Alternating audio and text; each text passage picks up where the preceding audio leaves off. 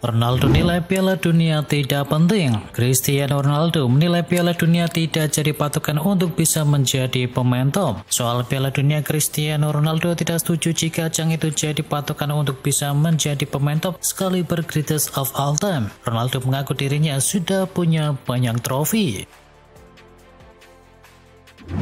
Chiesa pernah bermain bareng Ronaldo, tetapi akui Messi adalah GOAT. Federico Chiesa pernah bermain bersama Cristiano Ronaldo di Juventus. Meski begitu, pemain Liverpool ini mengakui Lionel Messi sebagai yang terbaik. Saya pernah bermain dengan Cristiano Ronaldo. Bermain bersamanya sungguh luar biasa. Messi dan juga Ronaldo adalah pemain terbaik sepanjang masa, kata dari Chiesa. Perdebatan soal status GOAT belum lama ini mencuat lagi setelah wawancara Cristiano Ronaldo bersama Piers Morgan. CR7 mengklaim Messi tak lebih baik daripada dirinya.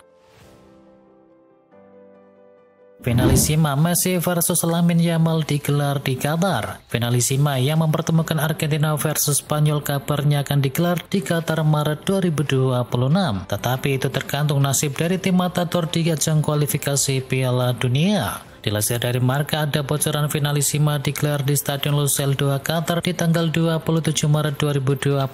Namun sejauh ini FIFA belum memberikan pengumuman resmi tersebut. Andai Spanyol finish sebagai runner-up, maka babak playoff akan digelar pada Maret. Itu artinya finalisima bakal diundur dan bisa saja mepet-mepet ke ajang Piala Dunia di pertengahan tahun depan.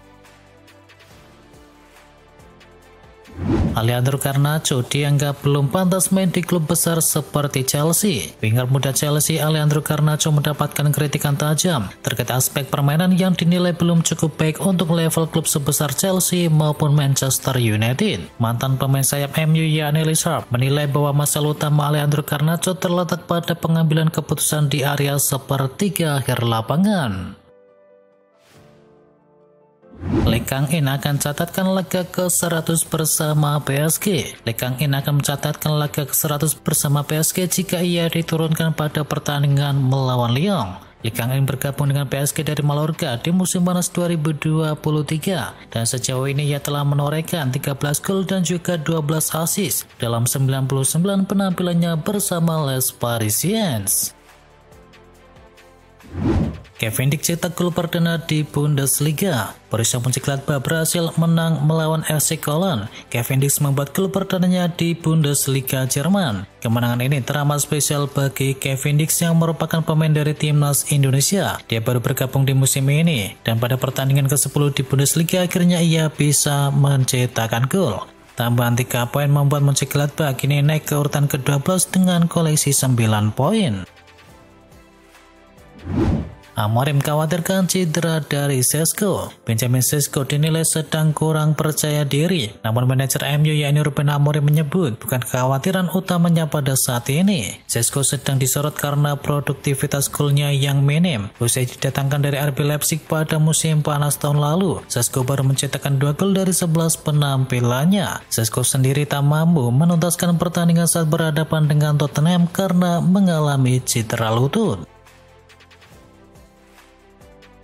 Barcelona akhirnya kembali ke Camp Nou. Barcelona akhirnya kembali ke Camp Nou setelah 2 tahun. Namun tim asuhan dari Hansi Flick baru sebatas latihan di sana, bukan menjalani pertandingan resmi. Seperti dilaporkan oleh The Athletic, 894 hari sejak mereka terakhir kali bertanding di sana, Barcelona kembali menggunakan Camp Nou. Namun bukan untuk bertanding secara resmi, melainkan latihan tim di sana. Presiden Joan Laporta menargetkan izin baru untuk bisa menambah jumlah penonton Camp Nou bisa turun usai jeda internasional di bulan November. Harapannya Barcelona sudah bisa main di sana saat menjalani laga di La Liga. Ruben Amorim kantungkan nasib Casemiro di Manchester United. Pelatih Manchester United Ruben Amorim angkat bicara mengenai masa depan soal salah satu gelandangnya Casemiro. Dilansir dari Manchester Evening News, Ruben Amorim belum bisa memberikan jawaban yang pasti terhadap masa depan dari Casemiro. Pelatih MU itu hanya ingin Casemiro fokus untuk musim ini dan tidak memikirkan kontraknya. Seperti yang diketahui, kontrak Casemiro akan habis di Juni 2026 dengan opsi perpanjangan selama 1 tahun. Namun dengan usianya yang sudah menginjak 33 tahun ditambah ia menjadi salah satu pemain dengan gaji tertinggi di klub, kini membuatnya nasibnya semakin tidak jelas.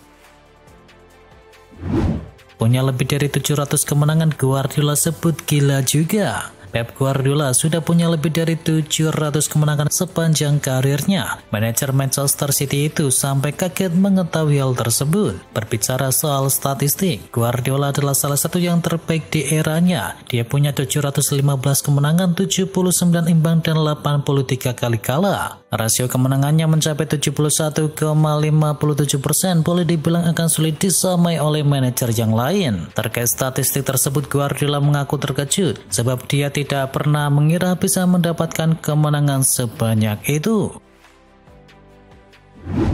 Janji dilanggar, Pep Linders kini bersiap hadapi Liverpool. Pep Linders akan menghadapi Liverpool untuk pertama kalinya setelah bergabung dengan Manchester City sebagai asisten. Sebuah kepindahan yang ia janjikan tidak akan pernah terjadi saat ia meninggalkan Anfield Stadium di tahun 2024 yang lalu. Diketahui ia mengatakan kepada 442, "Saya hanya akan membantu Jurgen dan juga Jurgen Klopp. Setelah proyek ini selesai, saya akan menjadi manajer." Janji dari Pep Linders.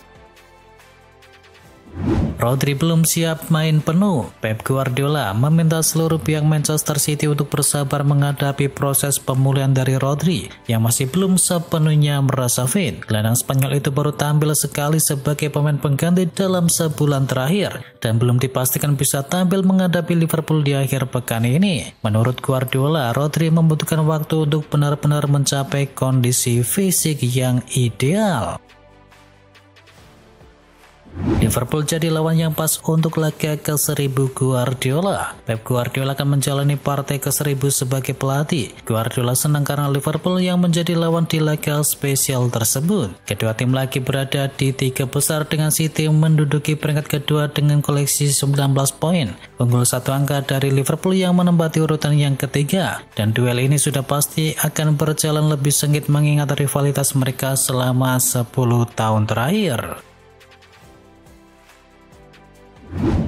Victor Osimhen dikaitkan dengan raksasa Eropa. Bintang timnas Nigeria Victor Osimhen kini kembali dikaitkan dengan PSG. Kabar Victor Osimhen muncul usai PSG memerlukan tambahan tenaga demi menjaga persaingan di lini depan. Musim ini sendiri Osimhen memimpin daftar pencetak gol terbanyak di Liga Champions dengan 6 gol dari 3 pertandingan, dan penampilan Osimhen telah menarik banyak perhatian. Striker PSG yakni Gonzalo Ramos dinilai belum sepenuhnya meyakinkan sejak kepindahannya dari Benfica 2 tahun lalu. Osimhen diyakini akan membantu PSG mempertahankan tempat di puncak sepak bola Eropa.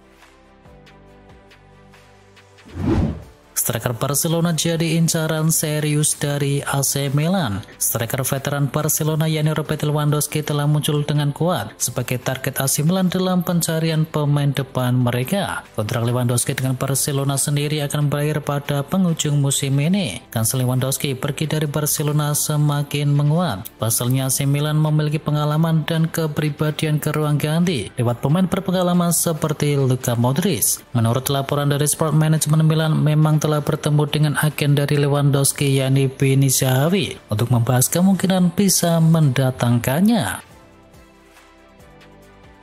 Saran untuk Chelsea, rekrutlah Darwin Núñez. Chelsea kini punya 3 penyerang tengah. Mereka adalah Joao Pedro dan juga Liam Delap yang baru dibeli, serta pemain akademi yakni Thierry George. Ketiganya masih sangat muda dan mantan pemain Chelsea di era 2000-an yakni Marcel Desailly menyarankan Tebus untuk mencari striker yang baru. Darwin Núñez dikabarkan dinilai sebagai sosok yang pas. Saya yakin Núñez bisa cocok dengan permainan dari Enzo Maresca. Kalau membelinya nanti harganya juga tidak terlalu mahal, ujar dari Desailly. Manchester United ingin boyong Marco Verratti. Klub Liga Inggris MU dilaporkan punya target transfer yang menarik di tahun depan. Setan Merah berencana untuk bisa mendatangkan gelandang veteran yakni Marco Verratti di tahun 2026 nanti. VIS melaporkan kans MU untuk bisa mendatangkan Verratti di tahun depan cukup terbuka lebar. Sang gelandang dikabarkan ingin kembali bermain di Liga Eropa. Diketahui sejak tahun 2023 kemarin Verratti merantau ke Qatar. Ia sempat memperkuat Al Arabiya dan kini ia membela Al Duhail.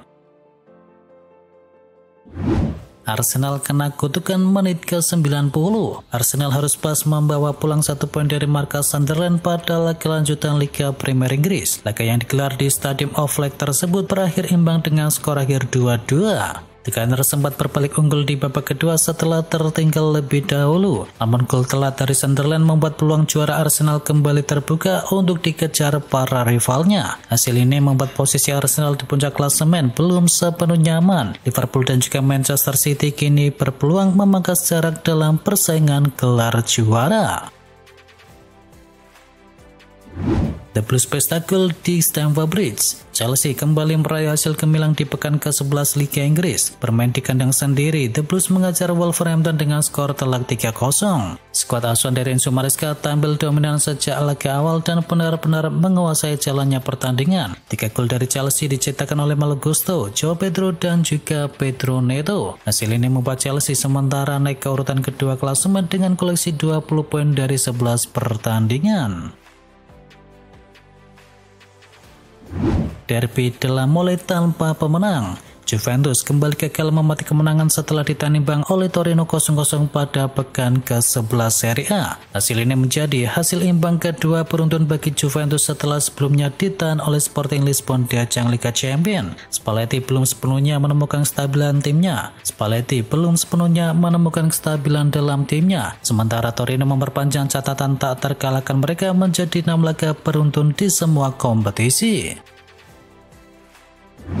AC Milan gagal raih poin penuh. Laga di Eni Tardini menghadirkan drama penuh adrenalin. Parma berhasil memaksa AC Milan bermain imbang 2-2 pada pekan ke-11. Milan sempat nampak akan membawa pulang 3 poin berkat gol dari Alexis Samuels dan juga Rafael Leao. Namun tuan rumah menunjukkan mental juara yang luar biasa dengan kemudian bangkit yang ditandai gol dari Adrian Birbane dan juga Enrico Del Prato di menit ke-62. Milan sementara kini berada di puncak klasemen dengan koleksi 22 poin dari 11 pertandingan.